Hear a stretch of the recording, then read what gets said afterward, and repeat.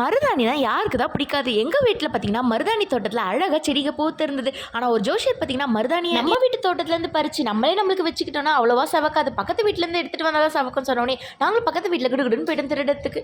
பக்கத்து வீட்டு தோட்டத்திலேருந்து மாங்காவ கல்லரிச்சு பறிச்சா மட்டும் தான் நம்மளுக்கு சுவாரஸ்யமா இருக்குமா? இந்த மாரி போயிட்டு இலைகள பறிச்சுட்டு வந்தா நம்மளுக்கு ஜாலியா தானே இருக்கும். அப்படின்னு போயிட்டு நாங்களும் பறிச்சுட்டு வந்துட்டுல கொஞ்சமா புளி, அதுக்கு சர்க்கரையும் போட்டுக்கிட்டோம். சர்க்கரை போடும்போது நம்மளுக்கு நல்லாவே வந்து செவப்பாகும் கை. எல்லாத்தையும் போட்டு கொஞ்சமாக தண்ணி ஊற்றி லைட்டாக நம்ம அரைச்சி எடுத்துக்கலாம். நல்லா பேஸ்ட் மாதிரி அரைச்சிக்கோங்க. நான் எடுத்து பவுலில் ட்ரான்ஸ்ஃபர் பண்ணும்போது என் கையில் காமிக்கும்போது பார்த்துருப்பீங்க, நல்லாவே வந்து சீக்கிரமாக செவக்க ஆரம்பிச்சுது. ஏன் தங்கச்சி எப்பவுமே நம்ம ரவுண்ட் ஷேப் மட்டும் தான் போடணுமா, என்ன நம்ம டிஃப்ரெண்ட்டாக தான் டைப் பண்ணலான்னு டூத் பிக்ஸ் தேடிட்டு இருந்தா.